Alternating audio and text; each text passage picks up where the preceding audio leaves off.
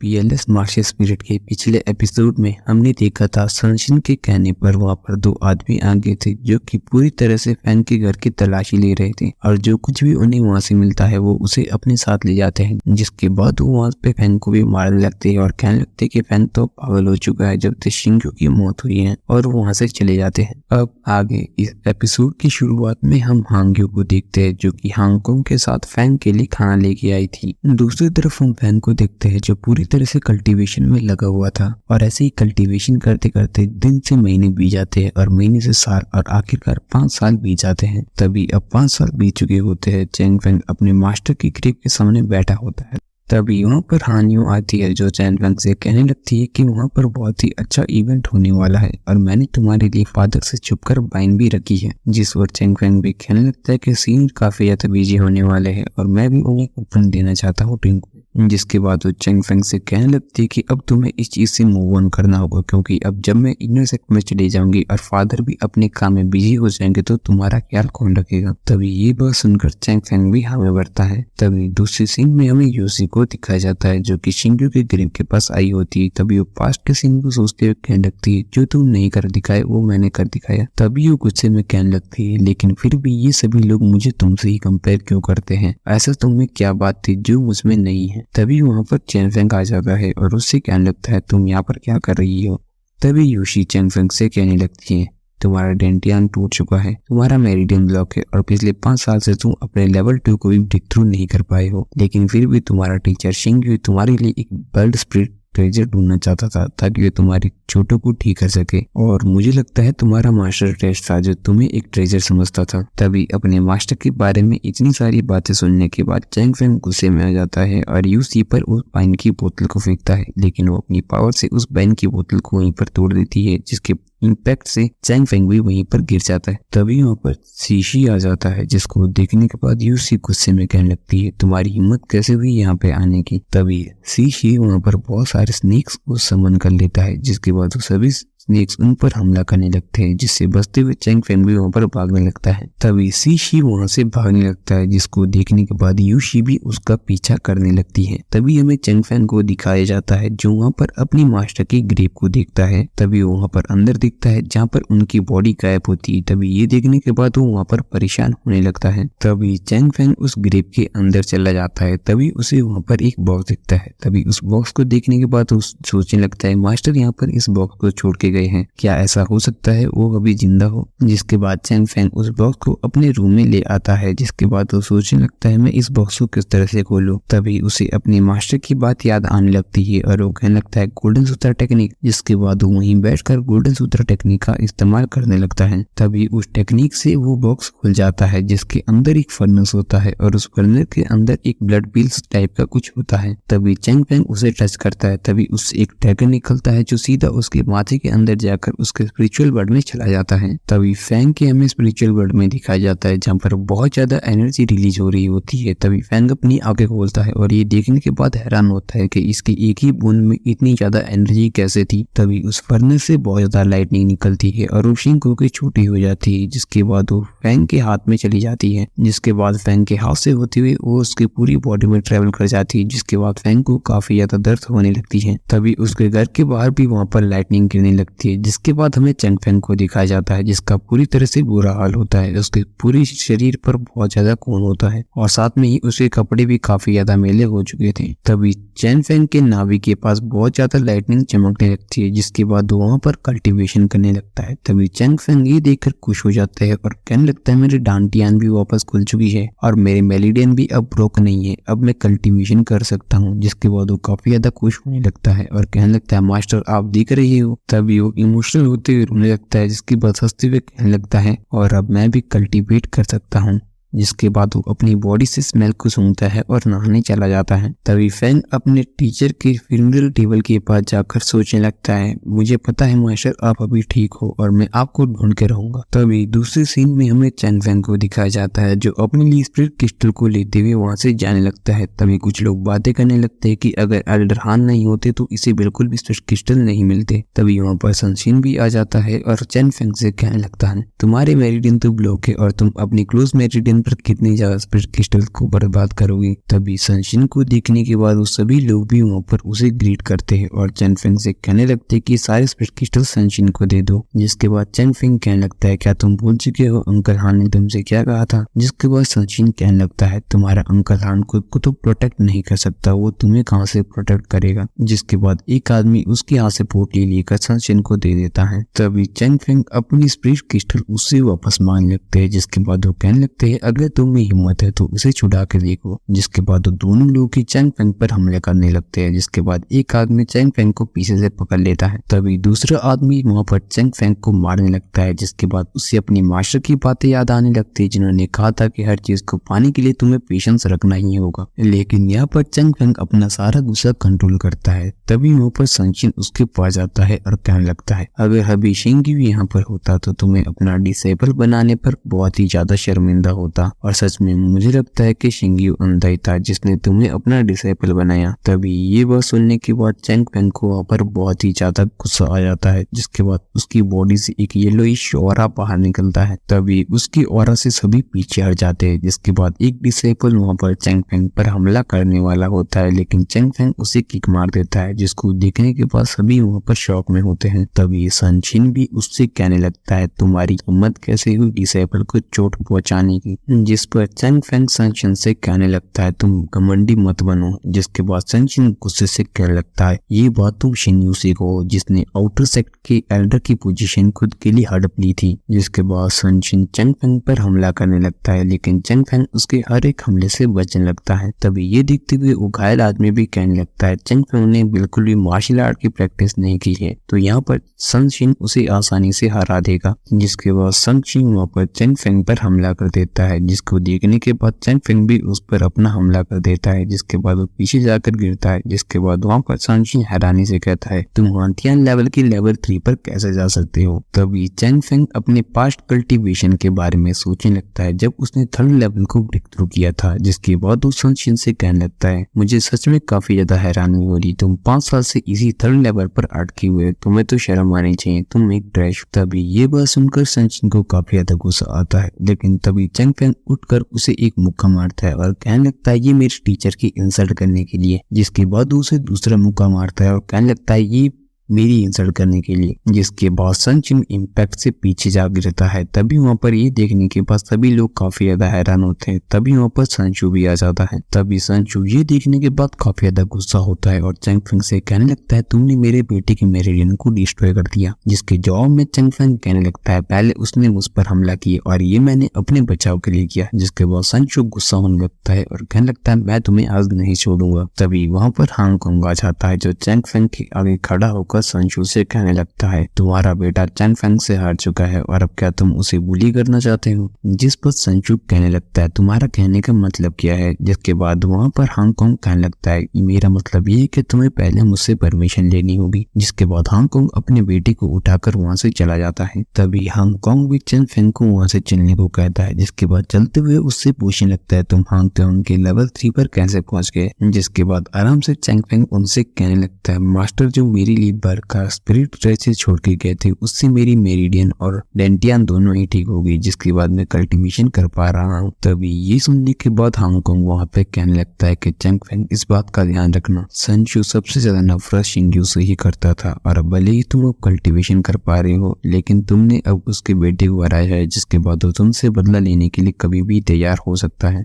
जिस पर chain Feng कहने लगता है जी मैं आगे से इस बात का ध्यान रखूंगा लेकिन अब जब मैंने यहाँ पर इसको हरा दिया है सनशिन को तो मुझे लगता है कि सेक्ट भी अब मुझ पर ध्यान देगा। जिसके बाद हांगकांग कहने लगता है तुम्हारी एम्बिशंस तो काफी बड़ी हैं। तभी चेन फेंग भी कहने लगता है लेकिन मुझे अपने मास्टर के बारे में पता लगाना है। तभी हांगकांग कहने लगता है अभी रेवेंस का सही समय नहीं है और तुम्हें अपने मास्टर की बातों को भी याद रखना होगा। तभी वो उससे उसके आगे का प्लान पूछते हैं। जिस पर चेन फेंग कहता है मास्टर ने मुझे कभी भी मार्शल आर्ट नहीं सिखाई है तो इसीलिए मैं मार्शल आर्ट पवेलियन जाके वहाँ से एक मार्शल आर्ट सिलेक्ट करना चाहता हूँ। जिस पर हांगकांग कहता है ठीक है मैं वहाँ पर तुम्हें लेकर चलता हूँ और वो दोनों ही वहाँ पर चले जाते हैं। तभी हमें नेक्स्ट सीन में मार्शल आर्ट पवेलियन का सीन दिखाया जाता है जहाँ पर चंगविन नाम का एक व्यक्ति वाइन पी रहा होता है और ये यहाँ पर हांगकांग के एल्डर और मार्शल आर्ट पवेलियन के सुप्रीम एल्डर भी हैं। तभी वहाँ पर हांगकांग आता है जो चैंग फेंग के बारे में उन्हें बताने लगता है। तभी चैंग फेंग भी उन्हें ग्रीट करता है। तभी हांगकांग कहने लगता है कि अब ये भी हांगकांग लेवल के लेवल 3 में पहुंच चुका है, जिसके बाद अब ये भी मार्शल आर्ट पवेलियन से एक मार्शल आर्ट ले सकता है। जिसके बाद सुप्रीम एल्डर कहने लगता है कि ठीक है, तुम अंदर जा सकते हो। जिसके बाद चैंग फेंग भी उनसे धन्यवाद करके मार्शल आर्ट पवेलियन के अंदर जाने लगता है। तभी थोड़ी देर के बाद हमें चैंग फेंग को पवेलियन के अंदर दिखाया जाता है। तभी चैंग फेंग यहाँ पर सोचने लगता है थर्ड लेवल के सिर्फ फर्स्ट फ्लोर पर आ सकते हैं और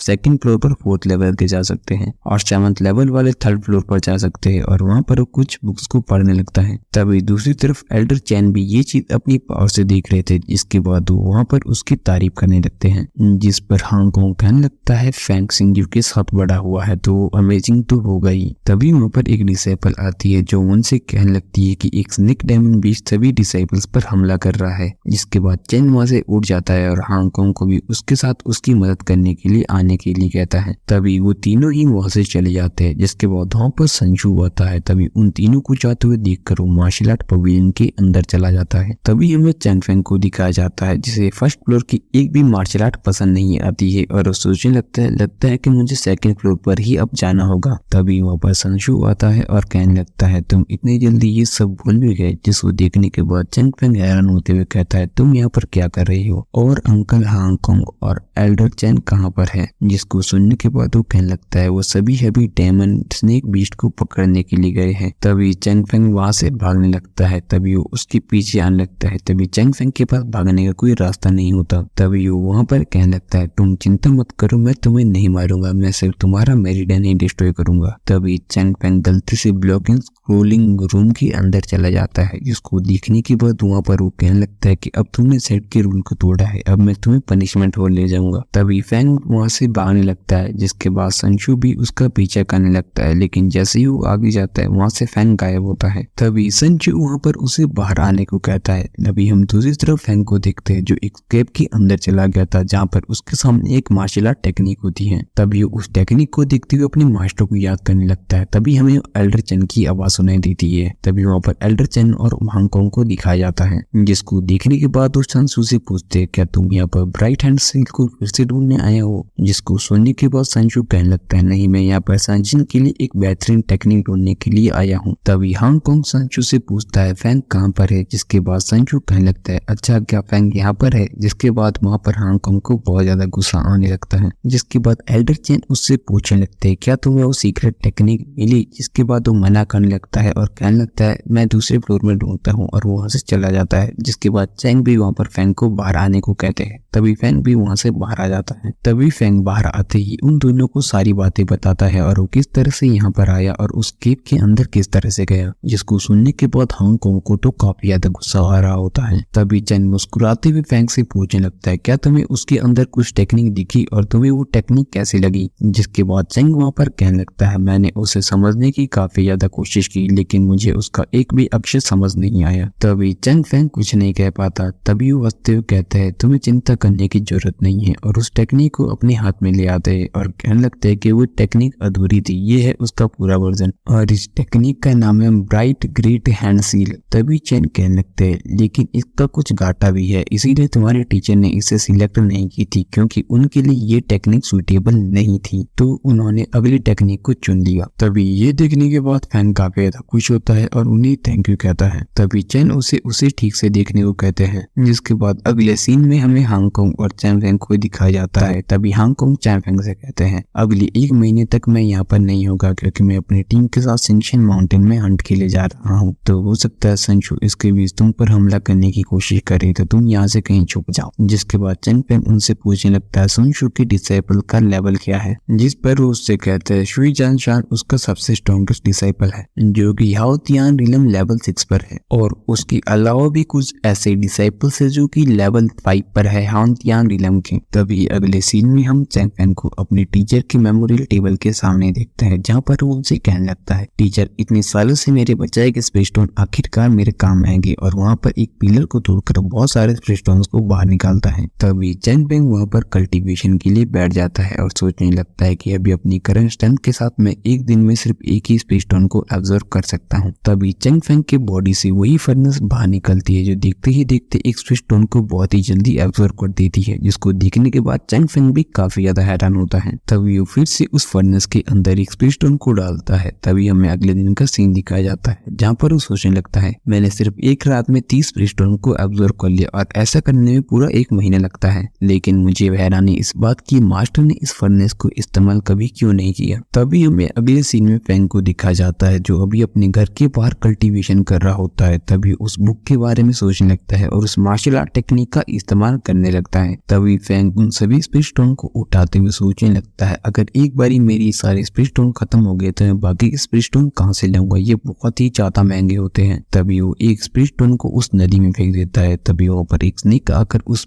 स्टोन को खा देता है, जिसको देखने के बाद वो काफी ज्यादा हैरान हो जाता है। तभी वहां पर उस स्नेक डीमन बाहर आता है, जिसके बाद चैंग फेंग उसे रोकने की कोशिश करता है, लेकिन चैंग फेंग उसकी पावर से दूर हट जाता है और वहीं पर घायल हो जाता है। जिसके बाद वो सोचने लगता है, आज मैं यहाँ पर तो बिल्कुल भी नहीं बच सकता। तभी वहाँ पर एल्डर चैन आते हैं जो उस स्नेक से कहने लगते हैं, अच्छा तो तुम यहाँ पर छुपे हो, और उसकी तरफ हमला कर देते हैं और वहाँ पर चैंग फेंग के आगे आ जाते हैं। तभी चैंग फेंग उनकी टेक्निक को देखते हुए सोचने लगता है, ये तो ब्राइंड हेड टेक्निक है ना। जिस पर वो कहने लगते हैं, तुमने कुछ हद तक सही गैस किया, लेकिन ये कुछ अलग है क्योंकि इसे सिर्फ डिवाइन रिबल रेलम के प्रैक्टिशनर ही इस्तेमाल कर सकते हैं। तभी चैंग फेंग उनसे उसकी जान बचाने के लिए धन्यवाद कहने लगता है। तभी वो कहने लगता है, तुम्हें शुक्रिया करने की कोई भी जरूरत नहीं है, और मुझे लगता है कि घायल होने के बाद इसने यहाँ पर छुप गया था और मैं तो सिर्फ यहाँ पे इन्वेस्टिगेशन करने के लिए आया था। जिसके बाद वो चैंग फेंग के हाथ को देखते हुए सोचने लगते हैं कि अब अगर तुम्हारा हाथ ठीक भी हो जाए लेकिन फिर भी तुम उस टेक्निक का इस्तेमाल नहीं कर पाओगे। जिसके बाद चैंग फेंग उदास होते हुए कहने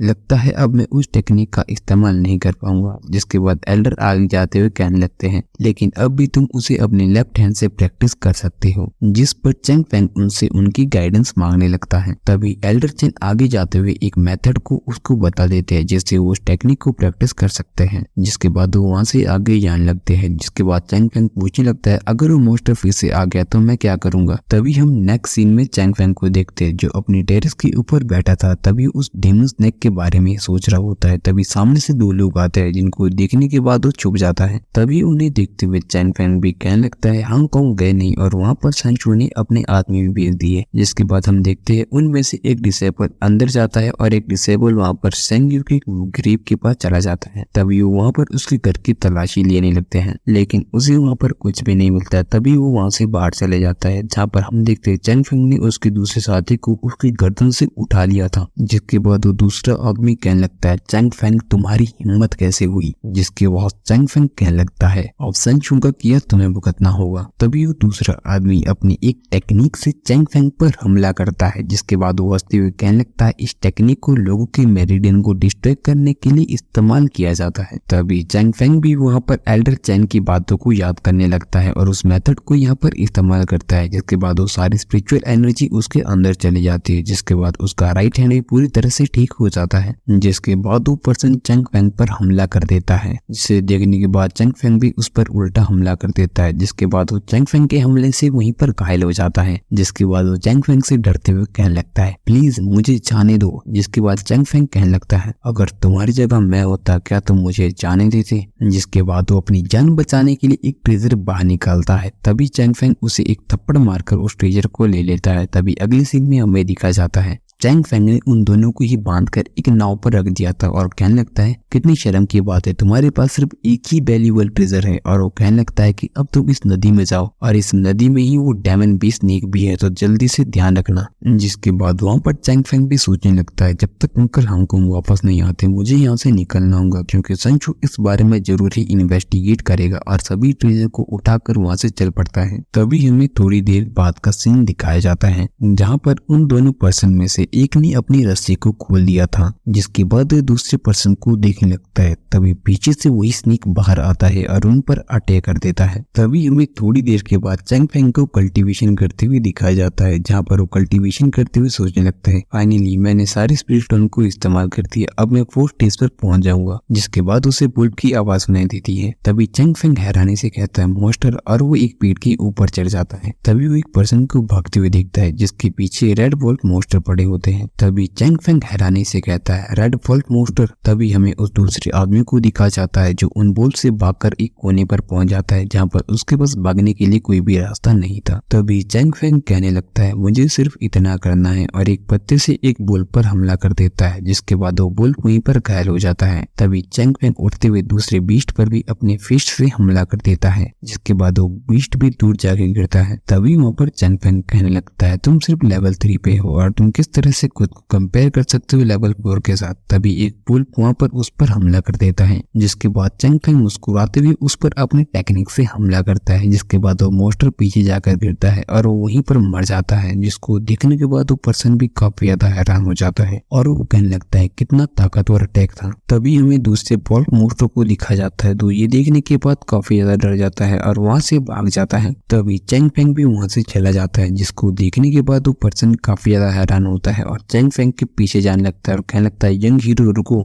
जिसके बाद चंग फेंग अपना बैग उठा लेता है। तभी वो इंसान वहाँ पर रुकते हुए कहने लगता है आपका बहुत बहुत धन्यवाद, अगर आप आज नहीं होते तो मेरा क्या होता। जिस पर चंग फेंग कहने लगता है ये सिर्फ कोइंसिडेंस था, और याद रखो यहाँ पर बहुत ज्यादा मॉन्स्टर्स है, तो तुम जितना जल्दी हो सको यहाँ से निकल जाओ। जिस पर वो आदमी चंग फेंग से कहने लगता है मैं तो सिर्फ एक ट्रेवलिंग मर्चेंट हूँ और मुझे लगा था मैं छोटे मोटे खतरे से तो निपट सकता हूँ, लेकिन मैंने नहीं सोचा था मैं यहाँ पर ऐसे मॉन्स्टर से टकरा जाऊंगा, और मैं तो यहाँ पर सिर्फ कुछ अपॉर्चुनिटी को ढूंढने के लिए आया था। जिसके बाद चंग फेंग मुझसे पूछने लगता है क्या तुम एक ट्रेवलिंग मर्चेंट हो। जिसके बाद वो पर्सन कहने लगता है हाँ बिल्कुल। जिसके बाद चंग फेंग उसके पास भागते हुए जाता है और उससे कहने लगता है मेरी टीचर ने कहा था कि ट्रेवलिंग मर्चेंट चारों तरफ घूमते हैं, और मैंने सुना है तुम्हें हेवन और स्प्रिट का अर्थ ट्रेजर भी मिल सकता है। जिस पर वो घबराते हुए कहने लगता है नहीं नहीं मैं वैसा नहीं कर सकता, जिन मर्चेंट के बारे में तुम बात कर रहे हो काफी ज्यादा ताकतवर होते हैं और वो कुछ भी बना सकते हैं इस पूरी दुनिया में। जिस पर चंग फेंग कहने लगता है अगर तुम भी ताकतवर होते तुम्हें इन वोल्फ से भागना नहीं पड़ता। जिस पर वो कहने लगता है